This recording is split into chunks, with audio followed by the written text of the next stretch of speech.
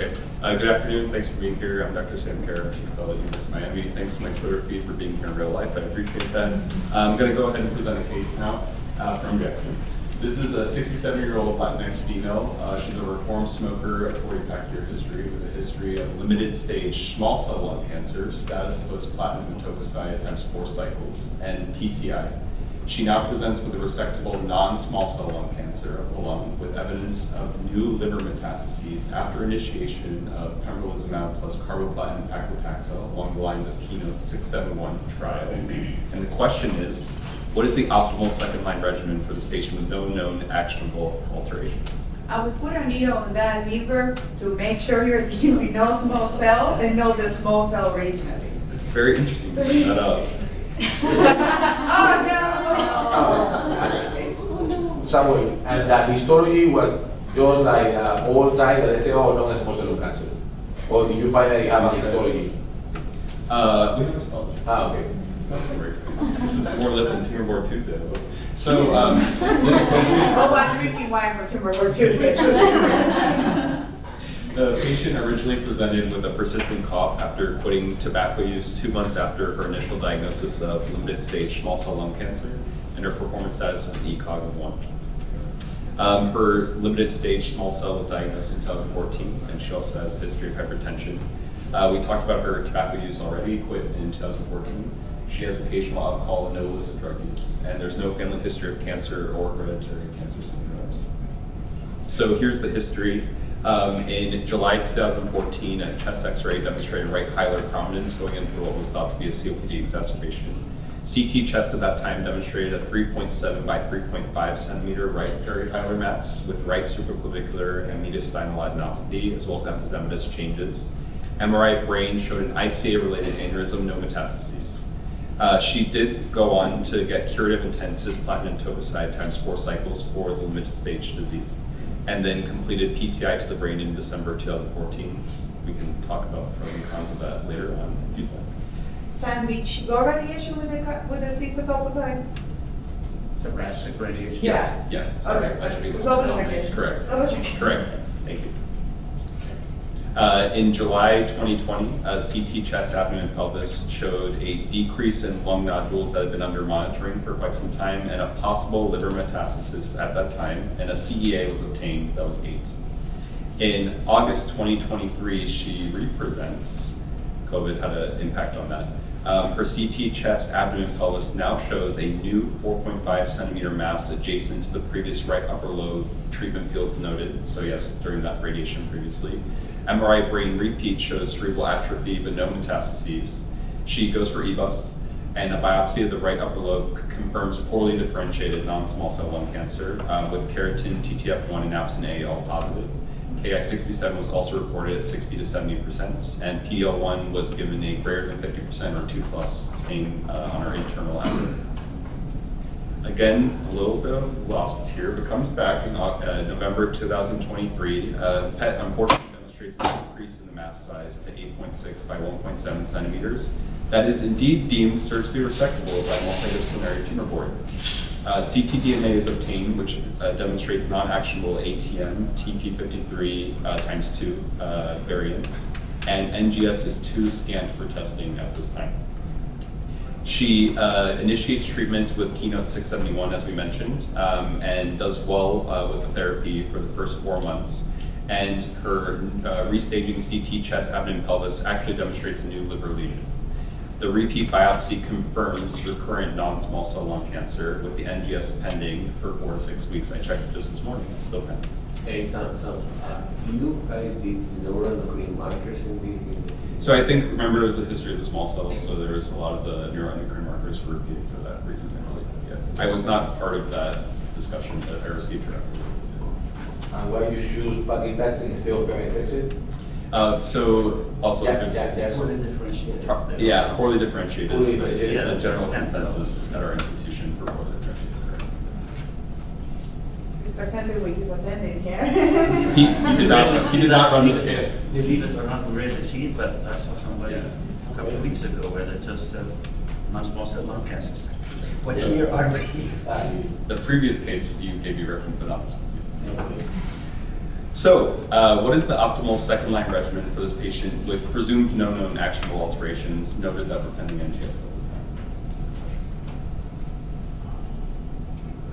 Outside of victory drug. So one of the things I'm trying to understand is you had a scan in 2020 showing a potential problem. 3 years went by, and those possible liver mets were there in 23 or not? They were not commented on at that time. So I think I had a picture. That wasn't bad. Yeah. Yeah. What happened? That didn't have liver. So the liver mets were not real in 20? Presumably not, yeah. I could show- Self-invalid. Yeah, you can look at, is there a point? Maybe not. But basically, I don't know if you can see the mouse. Yeah, but basically the liver looks okay. And he progressed after how many cycles of chemo and how? I think it ended up being, she was on keynote 671, so basically gave 4 cycles of chemo, and then I think she got like, So she progressed well on maintenance? yeah, I mean, actually, I think it was like the second cycle of. Second cycle.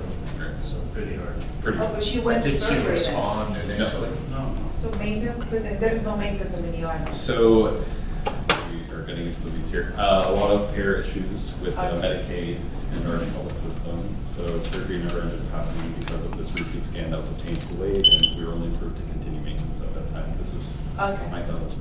You're welcome to join me. Read loud. So don't, Going back. read, that's really what happened, that really, read loud.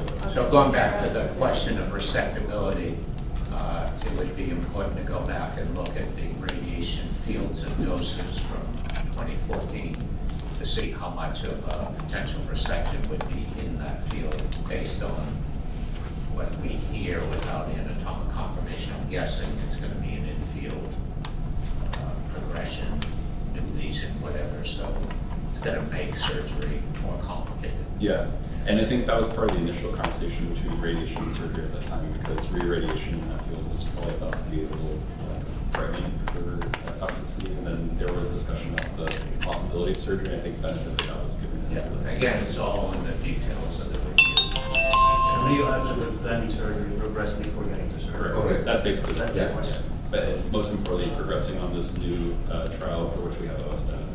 Yeah, I would argue re-irradiation is less dangerous than resection in the thoracic field that got intense radiation 7 years ago. So it's an interesting balance, but again, it's all about the details of I agree. Max dose 120, you know, I mean, you could retreat these almost completely. Yeah. The reason we're discussing all of these and not answering your question is Yeah. there's not much of an answer to the question. I'm saying I'm really wrong, he takes this one. But I think the other teaching point is a small cell patient who has CR, sustained CR after small cell. Probably the greatest risk is a non-small cell lesion. So this is a case study for that as well. And again, whether it's because of economic, social issues, whatever, you have a patient who's lost a follow-up at some point who might have had a curable second malignancy. Can you repeat the liquid biopsy? I think we're gonna wait for this and then we may This consider. time to be. No, whether it's NGS, NGS for the tissue. Yeah, tissue. But no liquid, no liquid. No, and a lot of that has to do with reimbursement, but I suspect. Where is that? Because that would be helpful to see molecular findings. I think NGS is the best hope for this patient, really, assuming you find something actionable. Otherwise, you're left with docetaxel. You're probably find a Kareff, maybe. Yeah, or you already moved to stage 4, okay, it's proven. And if there's only one single lesion, perhaps SBRT to that lesion in the liver, depending on the size, I will continue the patient with pembrolizumab and watch the patient closely. So you would not address the lung, you just do the SPRT on the liver? Onto the lung, you think you said. I will deal with that new lesion, which is the new one, and how was the response in the lung? Stable. Expected to be great. Is great? Stable. Stable. So it's not great. And It's stable. You should not address it, like, the local Yeah. control. So I mean, what I do with the people who fail single, again, then you want to treat them as a stage 4, is I switch them to a dual immunoregimen. You know regimen? Dual. Yeah, dual. So, Ipi-nivo plus chemo. Well said, Professor Marina said, there is no answer for the so there are many variables here. Yeah. I think it's okay to do it. It's just that the PNEVO trials have shown benefit in the frontline setting. We have no evidence that if you already failed immunotherapy, it's going to do anything for you. In the absence of anything else we have. Right. I mean, it's one of those situations where you have to do something. Docetaxel, we all know, is associated with 10% response rate and 3-month median PFS. But because this is 80% risk of toxicity. I've seen like this is lung cancer, so in the area of immunotherapy with no actionable mutation, we have too many options. So try to expand as much as I can, as whatever we have. That's why, in my opinion, I will not give the radiation. Patient go some stable disease in the lung. I will treat a new one and continue with pembrolizumab as long as the patient can tolerate that. And then after that, they will move to something like docetaxel or docetaxel RAM or any clinical trial. Trying to keep the same line of therapy that I start. It's only one single lesion. If it is small, 3 lesion, continue the same immune, we'll see. No, also, I think all of us agree on that. The only thing is that this failed really fast, so because all of us like to do oligo management of these tumors, but it's different. For example, somebody that responded for 1 year and then had 1 liver met, but this is a very bad biology. How come it's going to fail so soon? That's why the chances are that, because usually what we do is we do oligo management, so after 1 year, 1.5 years, and then you give a second chance, you continue with IO or the target therapy, and sometimes the second is shorter. But how much shorter is going to be? You already failed the first one in the first 3 months or something, so that's why it's difficult to. No, this is ideal for a study. We do a lot of studies that we put back IO, and then we add an agonist, or we add anti-regulatory cell agent, and so that's why we try to show that continuing the IO and adding something extra can make a difference, either down-regulating regulatory cells or up-regulating immune response. So that was actually one of the things I wanted to run by you guys. So this patient specifically might not qualify for something like pragmatica, it's a secondary malignancy, there's radiation, whatever. But is this that sort of rationale? Would you consider adding pembrolizumab, something of that lines on a clinical trial? Oh, yeah. It's a good study, but it's still a phase 2, right? We've been there before. So The- carrying study is very good.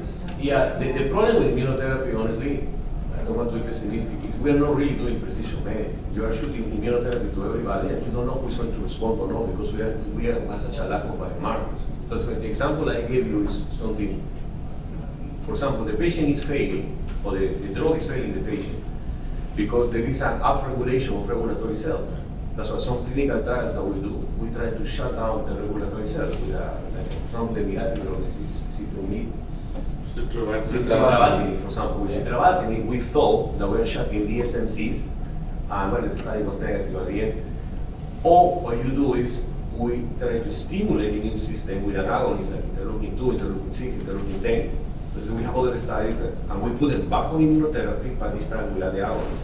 Or we use another checkpoint inhibitor. But this is really a huge area of unmet need for clinical trial. Does anyone know what's the PDUFA date for datapotamab? It's likely to get, have worked this in the next 2 to 3 months is my I understanding. think I had it at the data. This is not Adna, so that's a different, Yeah. that may become available as an option for some patients. Over the early summer.